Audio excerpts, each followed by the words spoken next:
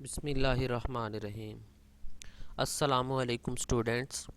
Today we are going to discuss chapter 4 from third year zoology, that is energy, enzyme, life driving and the controlling forces, and topic is ATP, cell energy currency, and how ATP synthesis या how cell convert energy.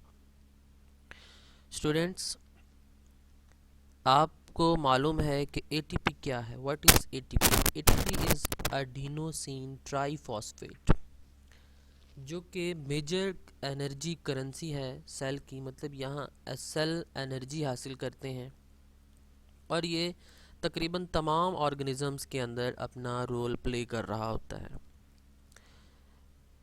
ठीक है students, अगर हम इसको detail में देखें तो ATP एक ऑर्गेनिक कंपाउंड है जो कि कंपोज होता है तीन चीज़ों से। फास्फेट ग्रुप होता है इसके पास, एक एडेनिन का मॉलिक्यूल होता है और एक शुगर का मॉलिक्यूल होता है। These molecules provide energy for various biochemical process in body. Body के अंदर बहुत से बायोकेमिकल रिएक्शंस हो रहे होते हैं, तो एटीपी उसे एनर्जी प्रोवाइड करता है। इसीलिए हम कहते हैं it is energy currency of cell. These ATP molecules are synthesized by mitochondria, therefore it's called powerhouse of cell. अब माइटोकॉन्ड्रिया इसको खुद सिंथेसाइज कर रहे होते हैं, इसीलिए हम माइटोकॉन्ड्रिया को पावर हाउस ऑफ सेल कहते हैं। सबसे पहले 1929 में एक जर्मन केमिस्ट कर्ल लोहमैन ने इसको डिस्कवर किया। बाद में फिर एक और स्कॉटिश बायोकेमिस्ट थे अलेक्जेंडर टोड, उन्होंने एटीपी मॉलिक्यूल को सिंथेसाइज किया 1948 के अंदर। स्टूडेंट्स, एटीपी का स्ट्रक्चर कुछ इस तरह से होता है कि इसके अंदर एक एडेनिन का मॉलिक्यूल अटैच होता है, एक इसके पास राइबोज मॉलिक्यूल होती है और इसके पास तीन फॉस्फेट ग्रुप होते हैं, alpha, beta and gamma phosphate कहते हैं। और ये फॉस्फेट्स के जो बॉन्ड होते हैं इनके अंदर एनर्जी स्टोर्ड होती है। अगर आप देखें तो ये अगर हम 3 एटीपी को डिस्कस करते हैं तो वो एटीपी बन जाता है, 3 फॉस्फेट को डिस्कस करें तो एटीपी बन जाता है, अगर 2 फॉस्फेट को डिस्कस करें तो एडीपी और एक को करें तो एएमपी बन जाता है। ठीक है, इसीलिए हम हर जो इसके बॉन्ड होते हैं, ये जो बॉन्ड आपको नज़र आ रहे हैं, इन बॉन्ड के अंदर एक्चुअल क्या है? एनर्जी है। इन बॉन्ड के अंदर क्या है? एनर्जी। और इसी एनर्जी को प्लांट्स या एनिमल्स जो हैं वो यूटिलाइज करते हैं।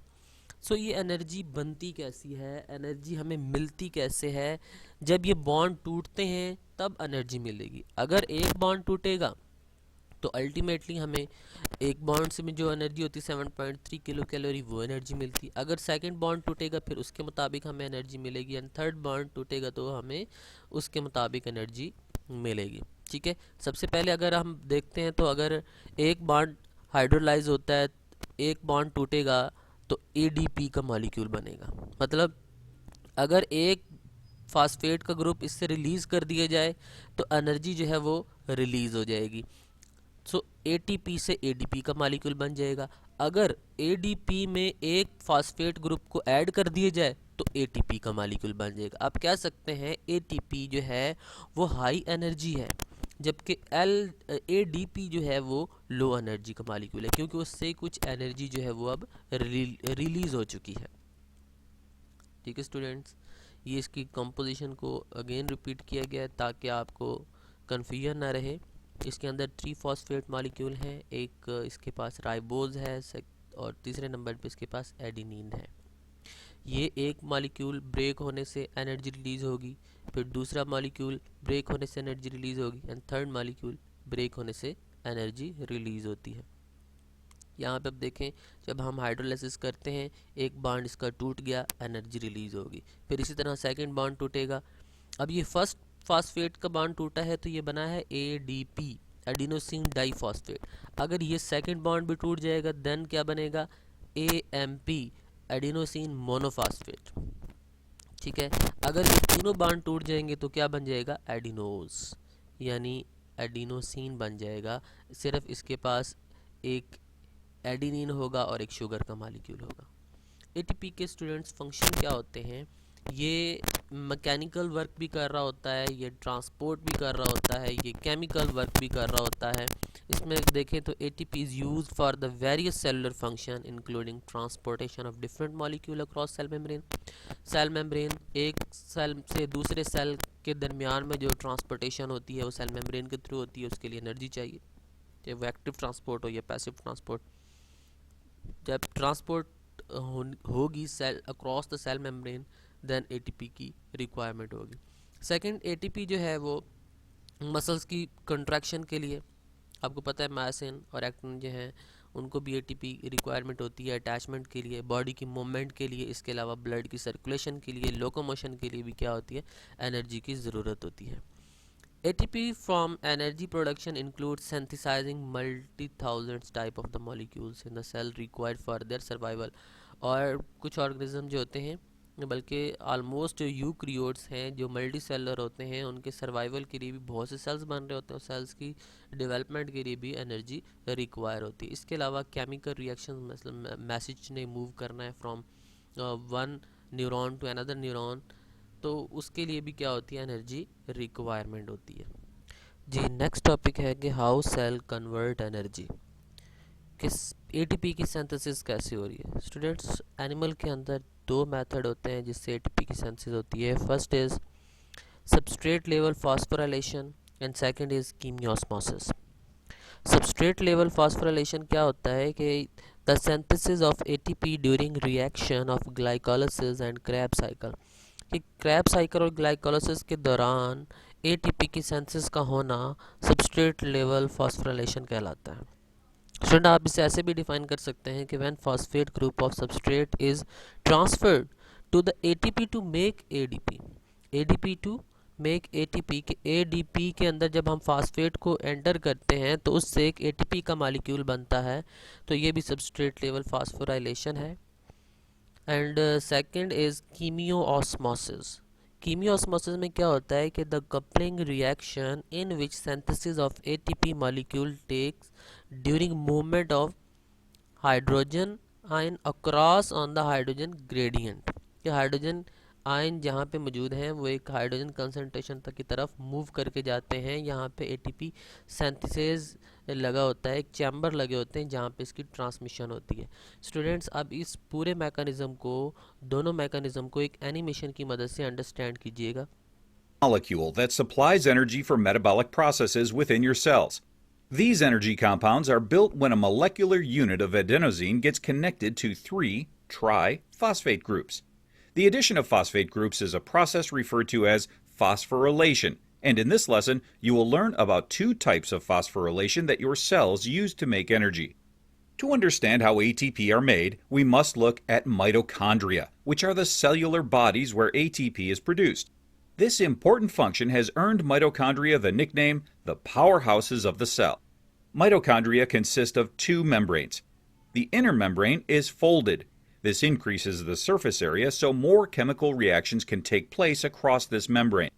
The outer membrane surrounds the mitochondria and separates it from the cytoplasm, which is the gel-like intracellular substance it floats in. Inside the mitochondria is where most of your ATP are created, but some ATP can be made in the cytoplasm through a process called substrate-level phosphorylation.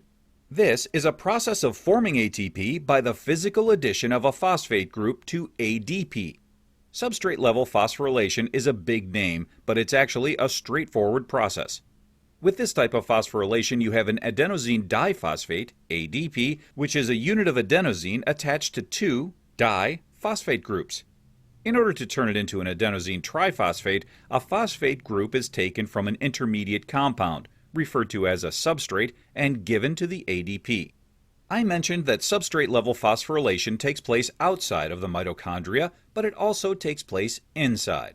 When it takes place outside the cytoplasm, it is occurring through glycolysis, which is the breakdown of glucose to produce pyruvate and energy. Glycolysis does not require oxygen, but oxygen is an important part of ATP production inside the mitochondria. Substrate-level phosphorylation inside the mitochondria occurs during the Krebs cycle, also referred to as the citric acid cycle.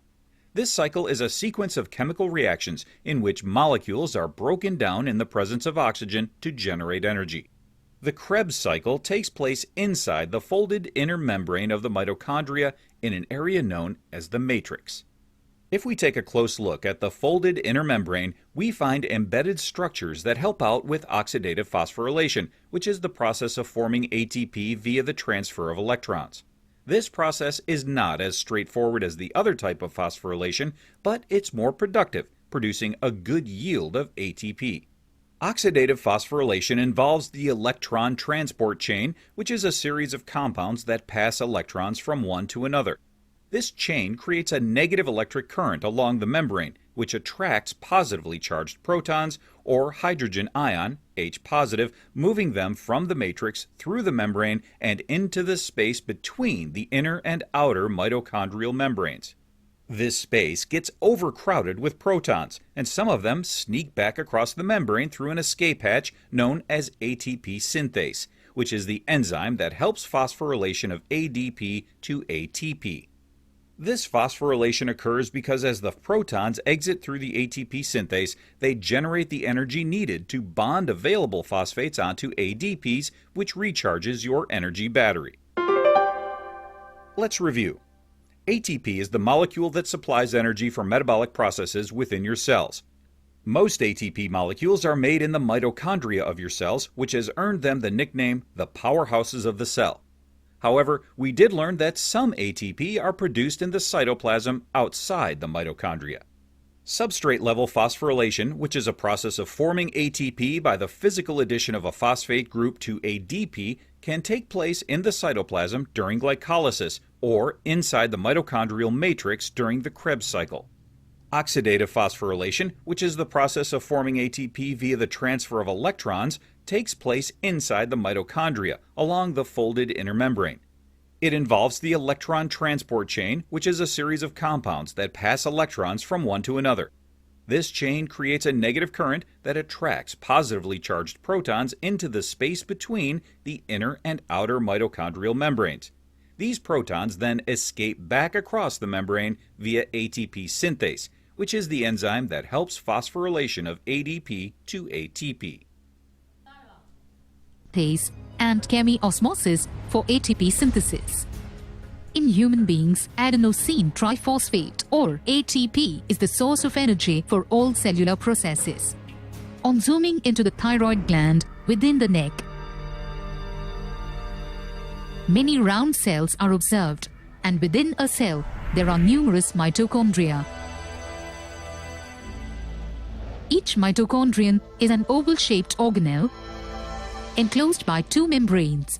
Each one is a phospholipid bilayer with a unique collection of embedded proteins. The outer membrane is smooth, but the inner membrane is convoluted with infoldings known as cristae. The inner membrane divides the mitochondrion into two internal compartments. The first is the intermembrane space between the inner and outer membranes. This space has a plethora of hydrogen ions. The second compartment contains mitochondrial matrix. Present on this inner membrane are many protein complexes known as ATP synthase. Each is a multi-subunit complex which consists of a transmembrane base piece, or the F0 subunit. This is joined by a short stalk to a water-soluble round headpiece, or F1 subunit. This F1 subunit is composed of 6 alternating alpha and beta subunits. There are 3 nucleotide binding catalytic sites located at these alpha and beta interfaces. The alpha and beta subunits form a ring around an asymmetrical gamma subunit. Since there are numerous hydrogen ions in the intermembrane space as compared to the matrix, the hydrogen ions from the intermembrane space enter through the F0 subunit to reach the matrix along the concentration gradient. Moreover, when 3 hydrogen ions or protons enter and pass through the F0 subunit, it induces a conformational change in the ATP synthase molecule, thereby exposing the binding sites at the alpha and beta interface.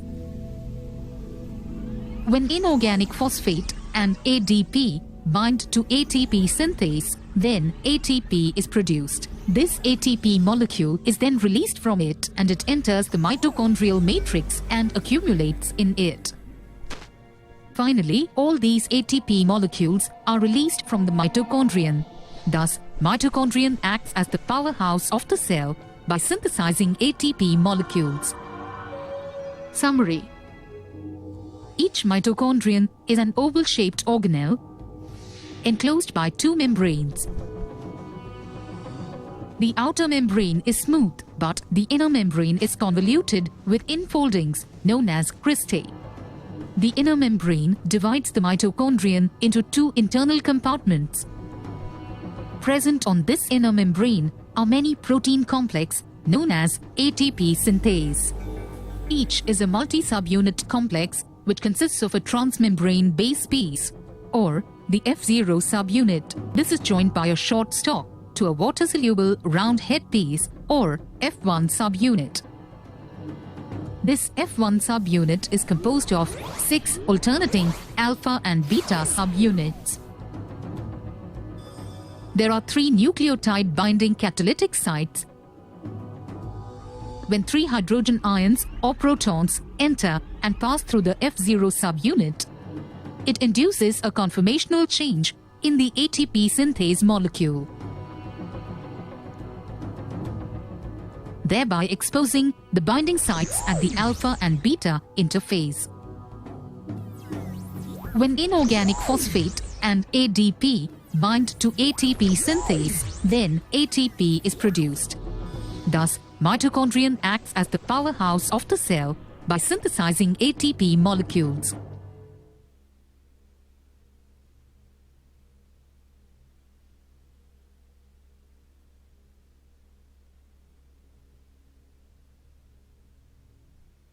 Ji students, उम्मीद है इस topic की आपको अच्छे से समझ आ गई होगी। अगर इससे रिलेटेड कोई क्वेश्चन है तो आप कमेंट सेक्शन में पूछ सकते हैं, आप मैसेज के ज़रिए पूछ सकते हैं।